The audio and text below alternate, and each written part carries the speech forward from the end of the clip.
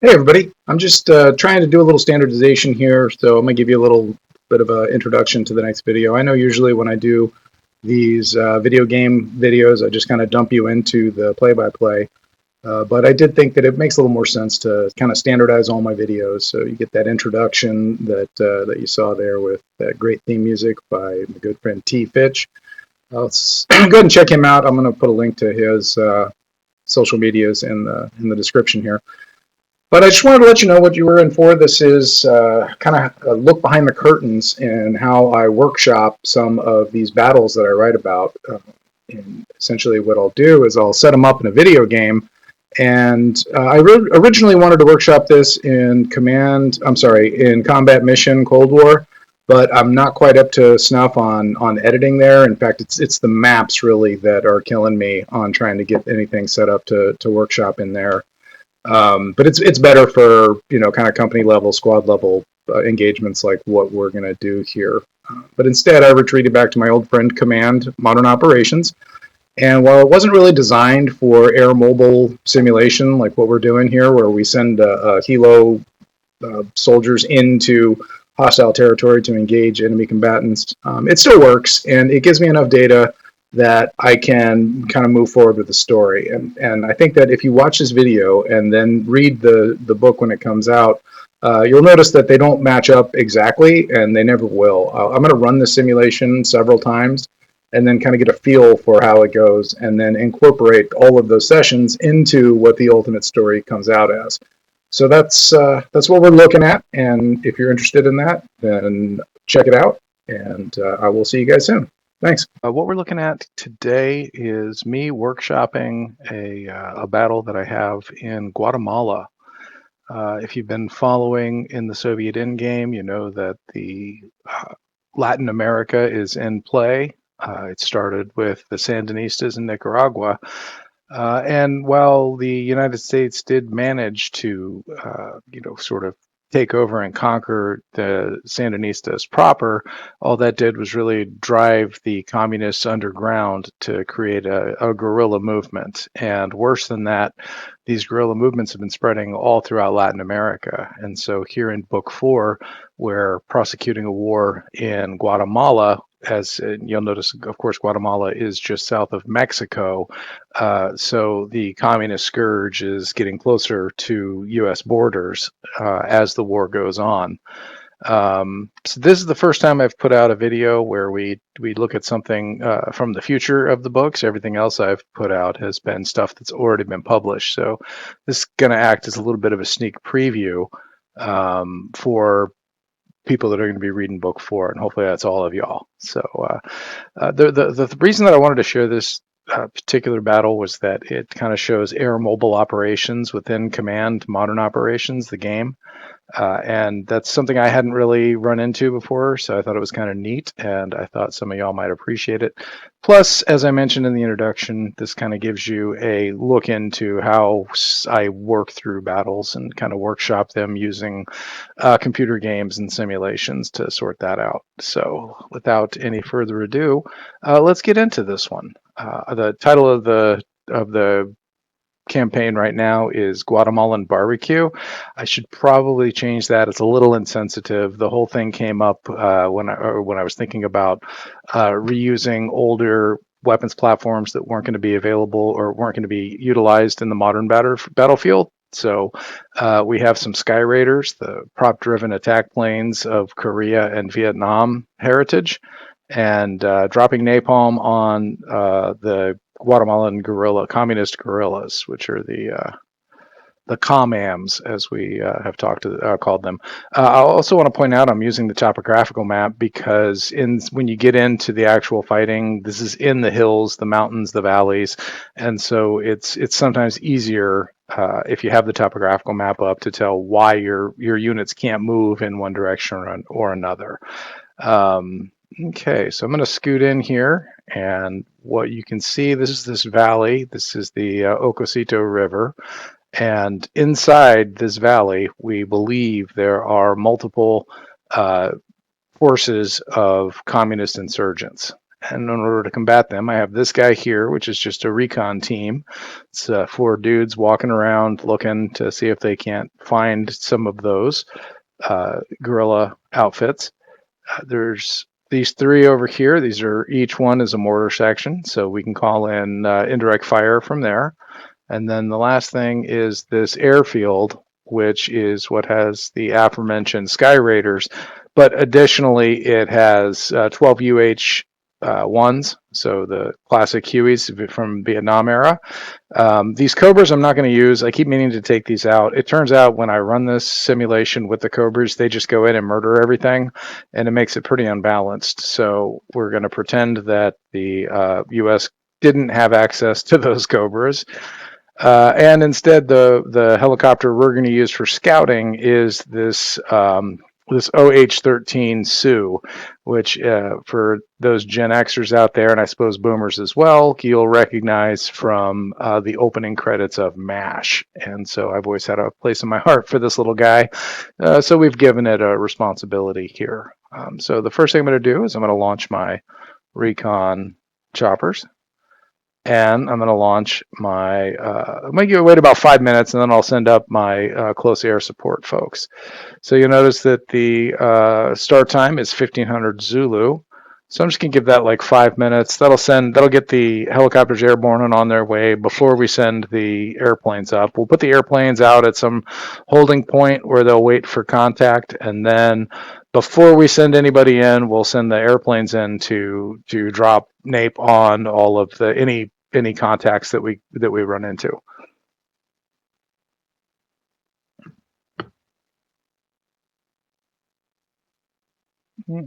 Okay, so now the helicopters are up. So I'm going to go ahead and give them orders to head in that direction. Okay, so you see I've got 2 helicopters in this flight, and what's going to happen is when they get closer, I'm going to go ahead and it's time to send up our 2 Sky Raiders.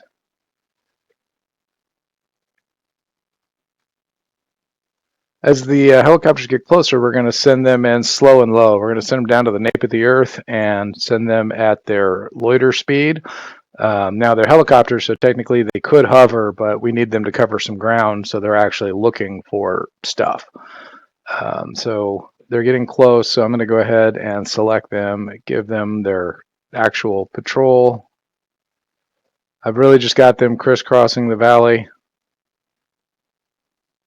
looking for baddies. Set the throttle to loiter and the altitude for minimum, and they'll go in there. So I've upped the time crunch to 15 times, and that's just because I don't want to waste y'all's time. And more importantly, I don't want to monologue while I'm waiting for stuff to happen. So I've got the aircraft, or I'm sorry, the combat air support aircraft are just going to kind of fly around here while these guys are looking. Now you can see they found a couple of buildings, and so those are going to probably be the camps that we're looking for. We don't have a lot of details on them, just that they're Quonset huts. Okay, so you got a bunch of Quonset huts out there. Okay, now this is what we'd label contact 1. It looks like a very large force. So now that we have them targeted, we're going to immediately call in our combat air support. So they're going to overfly the known positions, this position, and they're going to drop the napalm on that and try to fry all of those poor dumb bastards. Oh, okay, problem. One of our scouts just took a SAM. They didn't even see it coming. They were minding their own business, doing their little patrolly, and boom, they got taken out. With that, I'm going to go ahead and increase the altitude and speed.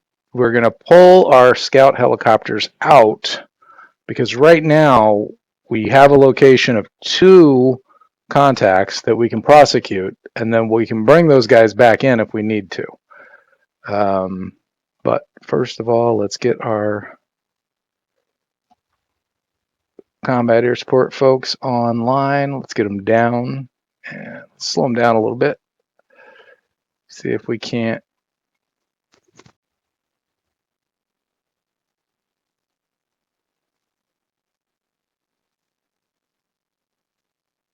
I meant to get those Sky Raiders down earlier into a kind of a medium altitude, so they weren't diving from 20,000 feet. But we'll see how this goes. Hopefully, I don't have them too high to actually hit anything, because it would suck to have to come back around and make a second pass. But sometimes that's just what you got to do. Ah, here we go. We're going to drop some napalm. Zoom in a little closer. We're going to go manually engage target. Do we still have? Yeah, we clicked on him. We go manually engage, and that guy. Yeah. So what's happening there is that it's saying we haven't identified this contact in 1 minute and 3 seconds, and therefore we don't have a good enough fix on him. And so we need to get a little closer. I don't know. We can't get much closer than that, right? Target scan, cross-range ambiguity, blah, blah, blah. Okay, well, actually, you know what? Let's see if the... no, nothing there, but... so all I'm doing now is, finding targets for my napalm. I've got 2 more canisters.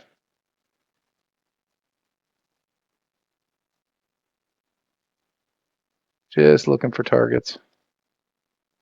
Okay, this one's already got something on it. Ah, here we go. This one doesn't have anything. So now we've got first, Billy Goat 1 has allocated all 8 of his napalm canisters. Billy Goat 2 has yet to allocate any. So what I'm going to do is I'm going to detach Billy Goat 2, just because it'll make it a little easier for me to get a firing solution for him, if I can just redirect his course without having to worry about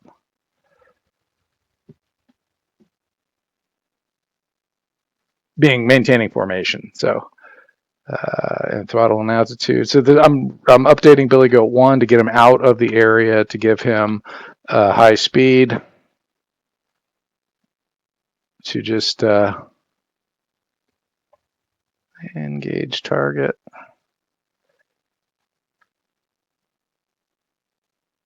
Okay, so here comes Billy Goat 2,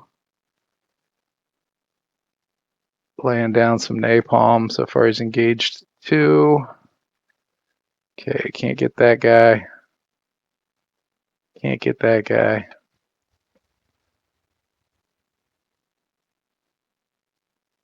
All right, I've got 2 more napalm canisters to drop. Oh, this one's already got some.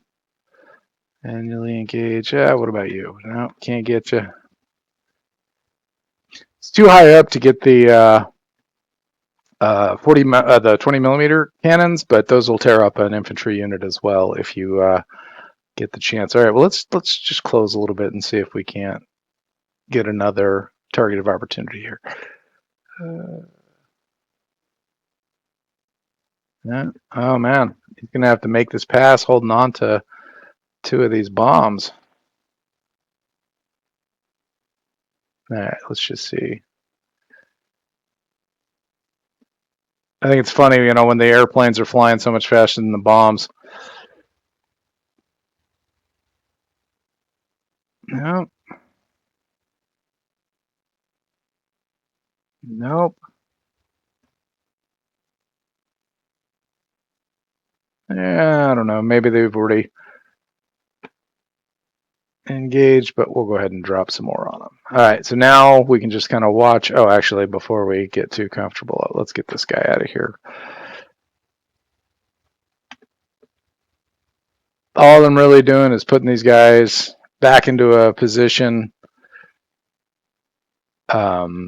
so that they're out of harm's way from any man pads Look at this, though. This is a healthy bomb run going on here.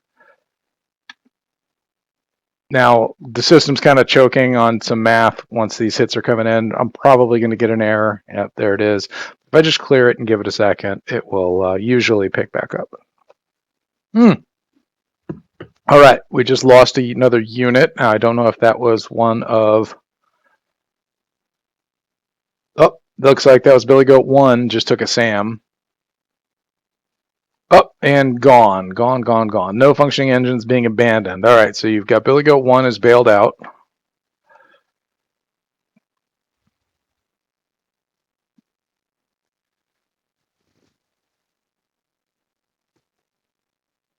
Man, look at all these explosions, all this fire. This was really what we came here for. Just to kind of see how that napalm worked against that unit. Oh, and look, we've lost another one. Jump to location. Yep, Billy Goat 2 just took a SAM. Yep, and there's a bailout. So we got two of them that bailed out. This cat was definitely in the valley, but it looks like he's pretty far away from the action. Billy Goat 1 was over here a little further out of the valley, but I wouldn't want to be either one of those cats. But they did better off than the poor helo pilot that just straight up died. But in addition, it looks like Billy Goat 2 found another contact, although it says detected by unknown. I wonder if that's because Billy Goat 2 has been shot down and is no longer with us. But okay, so now we have three contacts.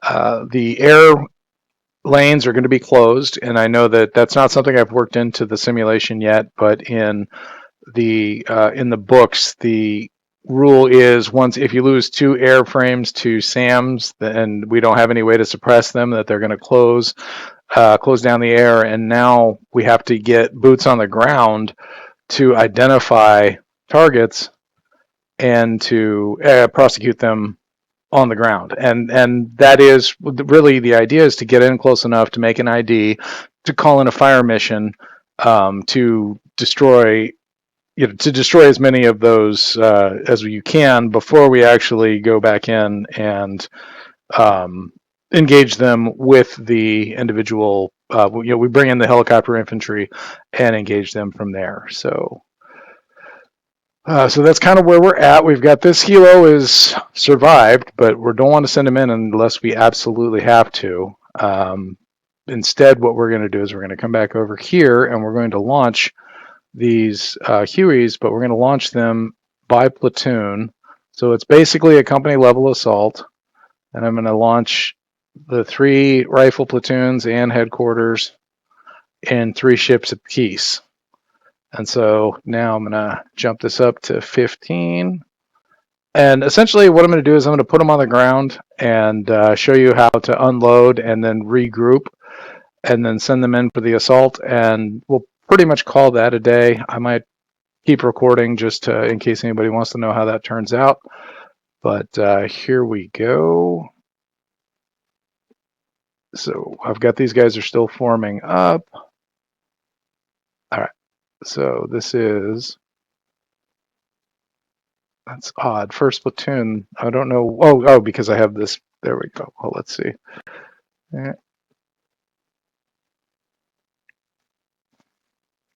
There we go. All right. So this is a flight of 3. This one is, oops, wrong button, buddy. This is first platoon. So let's just keep it simple and send first platoon after our first contact. All right, and this one is second platoon. So F3. We're going to send this guy to investigate this contact. Oops.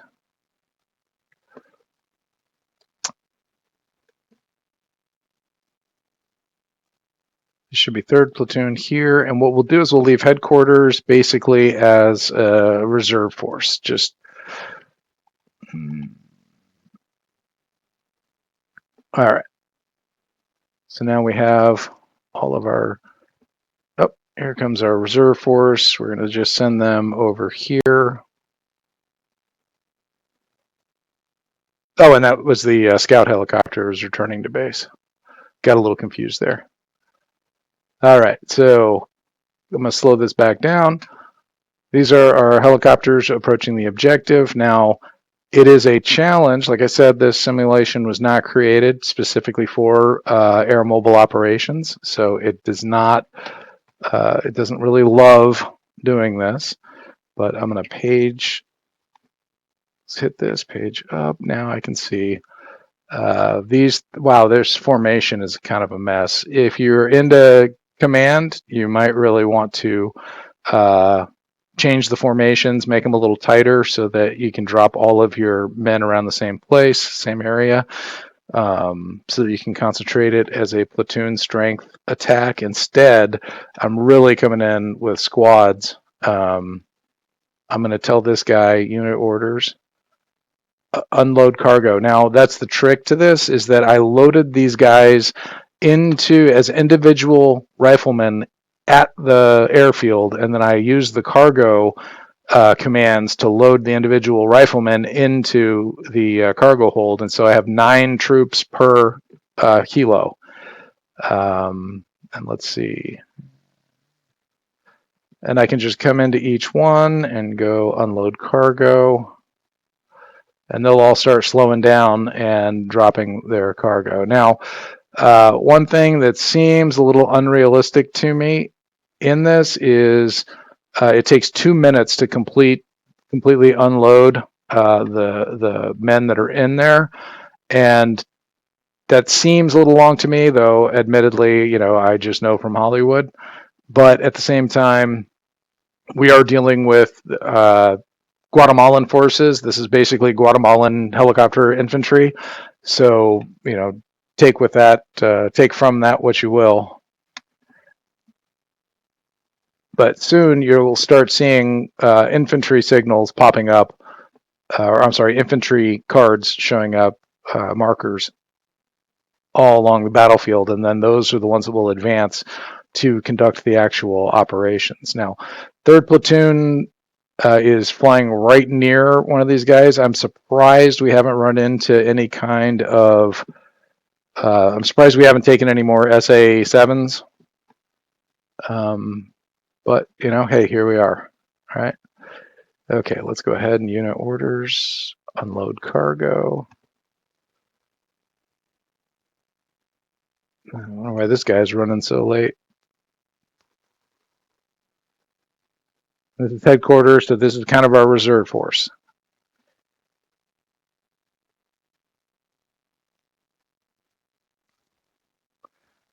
And one of the things that's really it's a challenge within this particular simulation is something I kind of mentioned from the beginning, which is in this valley, it's kind of hard to maneuver, and you won't be able to just send your troops directly in a direction that you want to often, or they'll get stuck like this. Like this troop, this recon unit needs to cross under this valley, and right now it's just not making, it's not, not really able to make that work.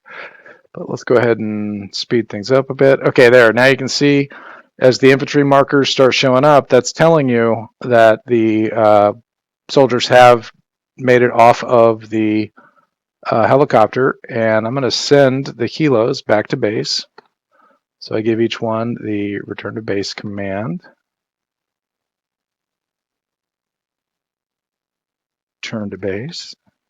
Okay, so that's 1, 2, 3. Oh, and here comes the SAM. Let's jump to the location. Uh-oh. Looks like it might be taking out one of 1st Platoon's helicopters. Now, one thing I like to... I'm curious why they didn't attack them on the way in, and I wonder if it's not because they're climbing higher than they did on the way in. That's the only thing I can really think of. But, okay, so these soldiers have jumped out of this helicopter, but that leaves us now with...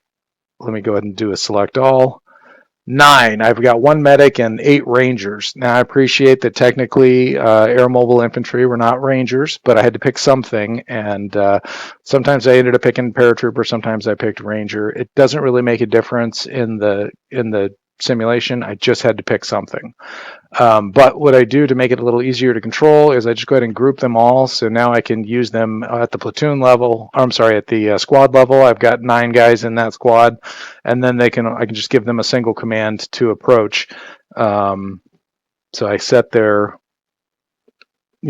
course, and they will now advance on that target, so that when they get close enough, we can add some indirect fire and see how many of them we can take out. So I'm going to go ahead and group all of these guys that have come down, group operations, and have them start advancing. Now you can drop your soldiers closer. That's up to you, but keeping in mind that whenever you do, you run the chance of not being able of getting them shot down by those surface-to-air missiles that I encountered with the close air support and recon elements.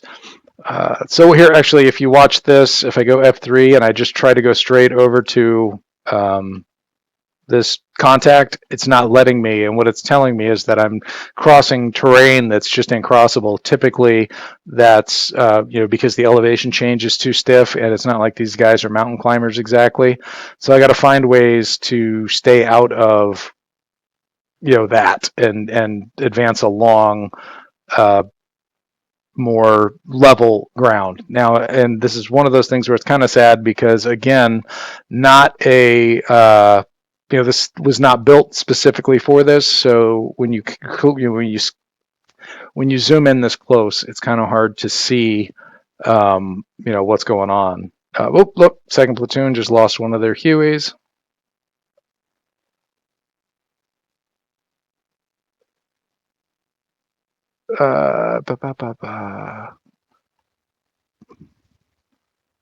Okay, so we haven't seen anything of this for 2 minutes, but you can see where the green bars are turning yellow and red. That's where the napalm did its dirty work. I just missed a message. I don't know what that was. Oh, shoot. Okay, I guess that was 15, 20. Oh, we lost another Huey. Yikes. First platoon. So at least, I mean, it's brutal to say it, but at least they had already unloaded their payload before they got blown up. But yeah, so this is kind of, oh dear. Okay, I got to slow down our time jump here because we just lost somebody over here. Who the hell was that? Oh, okay, yeah, they got a helicopter. Ooh, they shot down a helicopter that was still had all of its men in it. So we just lost all of those men with that helicopter. So yikes, that's spicy. That's not the kind of thing that we like to see. Let's get all of these people out of here, man. This is go unit orders, unload cargo. Paratrooper, yeah, we know.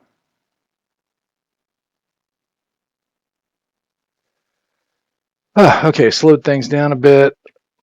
So these are the squads that I dropped off. Here's another squad that was dropped off over here. Oh, and they're engaged. So, okay, here's a fun little exercise.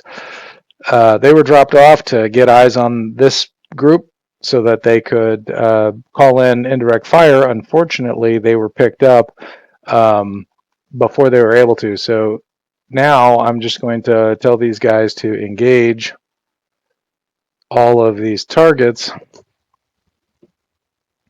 And it's a bit of a scenario balancing issue that I'm running into, but I can typically use a squad to take out an entire platoon of enemy soldiers, depending on how quickly I can engage them.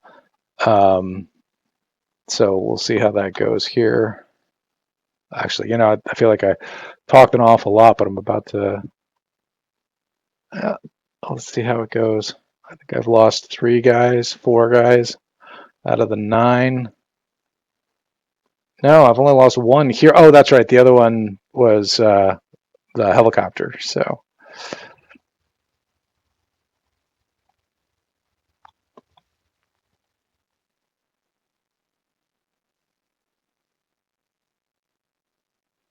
Hold on, am I? Oh, see, while I've been over there, this is something you can't get too. Oh my goodness, I've been walking into an ambush over here, and all of these guys are getting killed. Um, Instead of engaging these targets like they were supposed to be, they were just mindlessly kind of walking in. So don't get target fixated on one group of one contact. Make sure that you are continuing to engage everybody. So like here, like, yeah, I'm taking it from two sides. And you just got to make sure that everybody has still got a target. And I mean, and the funny thing is that now, unfortunately, I've closed to so close that I can't really call in indirect fire on these guys. Now I can over here.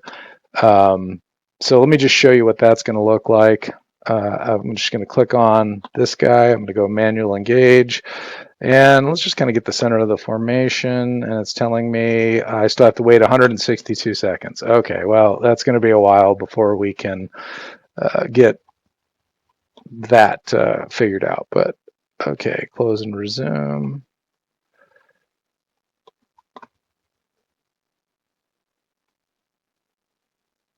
Oh, okay, so that's wiped out. I think I lost 2 squads there. Maybe it was just the one. But now, if you, yeah, I don't want to give it away, but there are definitely ways that you can increase your lethality. I feel like it's a little cheaty, but whatever. Let's see. So if you want to, you can actually name individual units. Like, so if you want to keep track of which character is engaging and which character is getting blown the hell up, you absolutely can. And I will admit to having done that in the past, to just decide to basically leave it up to the fates whether or not a point of view character or even just a side character is going to get zonked. Then I have been known to do that. Zonked means dead. But anyway, this is air mobile warfare, even if I am losing horribly at it. I promise you, I've played this mission several times, and every time it's something different. And so it's a lot of fun. I've really been enjoying it, and this will be available probably in a week or two on Steam. I'll be sure to post that on X when it is.